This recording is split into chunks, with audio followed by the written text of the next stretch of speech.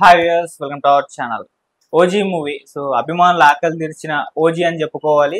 పవన్ కళ్యాణ్ గారి అభిమానులు తమ హీరోని ఎలా చూడాలనుకున్నారు. అలా చూపించడంలో సుజిత్ గారు అయితే వర్కౌట్ అయినట్టుగా కనిపించింది.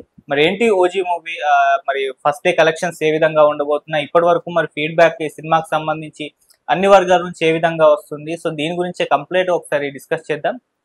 సీనియర్ ఫిలిం జర్నలిస్ట్ అయిన అప్పాజీ గారు ఉన్నారు, వారిని అడిగి తెలుసుకునే ప్రయత్నం చేద్దాం. నమస్కారం సార్. నమస్తే Aditya. OG movie sir morning నుంచి చూస్తున్నాం, కొద్దిగా పాజిటివ్ ఫీడ్బ్యాక్ రావడం మనం చూస్తాం. చాలా రోజుల తర్వాత పవన్ కళ్యాణ్ గారిని ఇలా చూసాం కదా అని చెప్పేసి అభిమానులు కూడా ఫీల్ అవుతున్నారు. మరి మీకు ఎలా అనిపించింది సార్ ఫీలింగ్?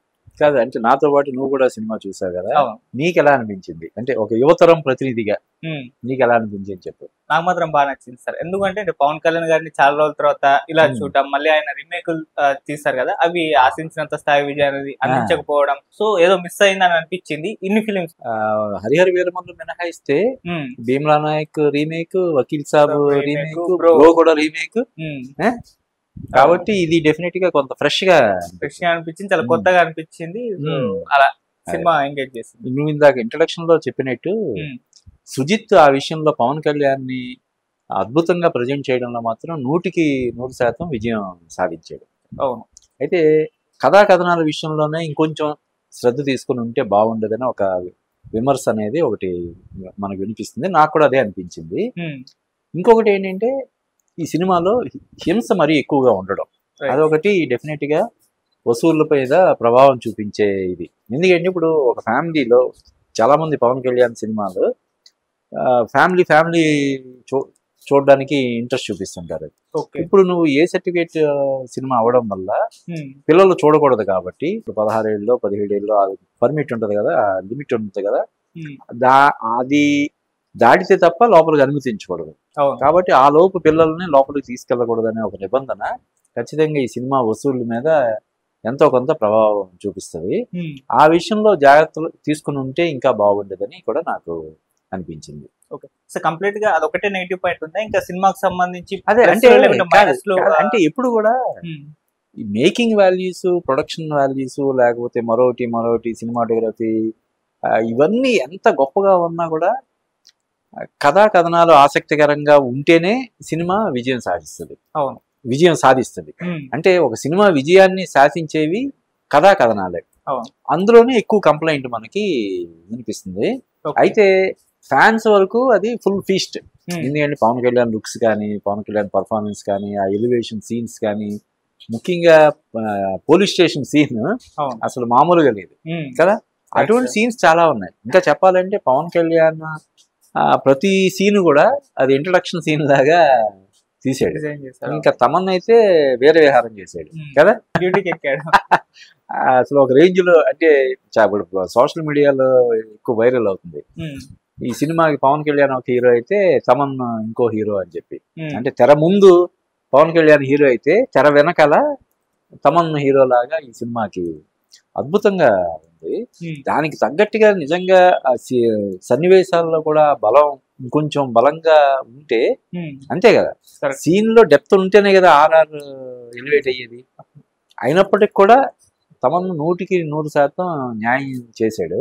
అంటే కేవలం బాలకృష్ణ సినిమాలకు మాత్రమే ఈ మధ్య కాలంలో బాగా మనసు పెట్టి పనిచేస్తున్నాడు, మిగతా సినిమాలకు సరిగా చేయట్లేదనే ఒక విమర్శ ఏదైతే ఈ మధ్య ఎక్కువగా చర్చ జరుగుతుందో దానికి ఫుల్ స్టాప్ పెట్టేలాగా పవన్ కళ్యాణ్ సినిమా దీనికి అద్భుతంగా ఆధారం చేశాడు.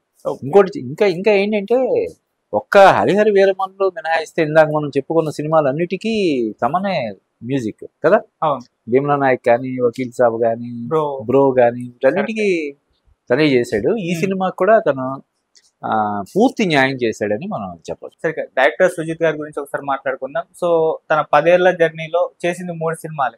రన్ రాజాను, సాహో, ఓజీకి సాహోకి మధ్య 6 years గ్యాప్ వచ్చింది సార్. 6 సంవత్సరాల తన కష్టం తెరపైన కనిపించింది. ఎలా అనిపించింది సార్ సుజిత్ గారి డైరెక్షన్ అవన్నీ కూడా? మొన్న నేను ఒక వెబ్సైట్ లో ఒక ఆర్టికల్ చూసాను. సుజిత్ ఈ సినిమా తోటి టాప్ 5 డైరెక్టర్స్ జాబితాలోకి చేరగలుగుతాడు అని చెప్పి. ఖచ్చితంగా అతను టాప్ 5 డైరెక్టర్స్ లీగ్ లోకి వెళ్ళిపోతాడు. ఎందుకంటే ఆ మేకింగ్ మామూలుగా లేదు.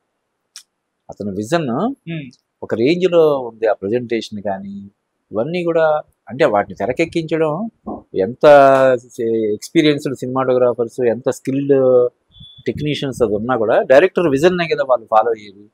ఆ రకంగా చూస్తే సుజిత్ ఈ సినిమాతోటి డైరెక్టర్గా అంటే రైటర్గా మార్కులు ఖచ్చితంగా అతనికి తక్కువ పడతాయి. డైరెక్టర్గా మాత్రం 100% మార్కులు స్కోర్ చేస్తాడు అతను. ఓకే సార్, మిగతా ఇంకా చాలా మంది ఆర్టిస్టులు సినిమాలో ఉండడం జరిగింది. సో మిమ్మల్ని ఇంప్రెస్ చేసిన, మీకు నచ్చిన ఏమన్నా పర్ఫార్మెన్స్ ఉందా సార్? మిగతా వాళ్ళు చాలా మంది ఉన్నారు. అంటే ఇప్పుడు ప్రకాష్ రాజ్ ఉన్నాడు, అతనికి కొట్టిన పిండి లాంటి ఎప్పటి నుంచో చేసుకుంటూ వస్తున్నాడు. అందులోనూ పాజిటివ్ క్యారెక్టర్స్ కి పర్ఫార్మెన్స్ కి కొంచెం అంటే మరీ డెప్త్ ఉంటే తప్ప పర్ఫార్మెన్స్ కి స్కోప్ తక్కువ ఉంటది. కాబట్టి ఇందులో ప్రకాష్ రాజ్ కి పర్ఫార్మెన్స్ పరంగా పెద్ద స్కోప్ కూడా లేదు. అంటే ప్రకాష్ రాజ్ పవన్ కళ్యాణ్ అంటే వాళ్ళిద్దరి మధ్య ఏదైనా ఒక వైరు ఉండి ఎదురెదురుగా నిలబడి ఉంటే అది ఒక కిక్ ఇస్తుంది. ఇది అతని పాజిటివ్ క్యారెక్టర్, ప్రకాష్ రాజ్ని సేవ్ చేసే క్యారెక్టర్ పవన్ కళ్యాణ్ అవ్వడం వల్ల వాళ్ళిద్దరి మధ్య సీన్స్ పెద్దగా ఏమనిపించదు, మనకి హై ఇచ్చే మూమెంట్స్ లాగా అనిపించవు. బట్ అతను ఆర్టిస్ట్గా న్యాయం చేసాడని చెప్పొచ్చు. ఇందులో సర్ప్రైజ్ ఏంటంటే ఇమ్రాన్ హష్మి, బాలీవుడ్ ఆర్టిస్ట్. అతని పర్ఫార్మెన్స్ చాలా అంటే ఆ క్రూయాలిటీ కానీ ఇది కానీ ఆ స్టైలిష్ ఈ విలనీ అన్నది బాగా చేశాడు. అతని పర్ఫార్మెన్స్ చాలా బాగుంది.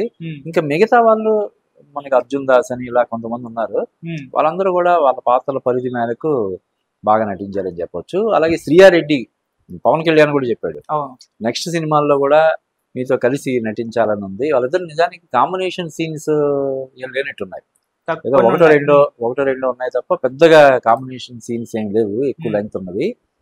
కాబట్టి ఆయన నెక్స్ట్ సినిమాలో కూడా నాకు మీతో యాక్ట్ చేయాలని చెప్పి ఒక ఇది అని వ్యక్తం చేశాడు. ఆమె పర్ఫార్మెన్స్ కూడా బాగుంది. పర్ఫార్మెన్స్ పరంగా ఎవరిని వేలెత్తి చూపించేలాగా వీళ్ళు పలానా వాళ్ళు బాగా చేయలేదు, వీళ్ళు ఇంకా బాగా చేసి ఉంటే బాగుండేది అనేలాగా హరీష్ ఉత్తమన్ ఉన్నాడు, అతను కూడా పర్ఫార్మెన్స్ చాలా బాగా చేశాడు.